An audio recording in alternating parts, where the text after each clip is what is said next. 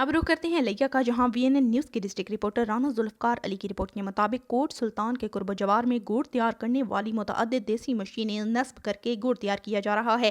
Coat सुल्तान के कुर्ब जवार में देसी और रवायती तरीके से गुड़ तैयार करने वाली मुतअद्दिद देसी मशीनें नस्ब करके गुड़ तैयार किया जा रहा है और गुड़ की फरोख्त के लिए स्टॉल्स भी लगाए गए हैं। स्टॉल्स पर तैयार करदा देसी गुड़ की फरोख्त धड़ाधड़ जारी है। खरीदारों का कहना है कि देसी गुड़ गजा के साथ साथ दवा भी है और चीनी का बेहतरीन मुतबादिल भी है। देसी तरीके से गुड़ तैयार करने वाले कारीगर का बताना है कि गन्ने से गुड़ तक का सफर इंतहाई कठिन और दुश्वार गुजार है।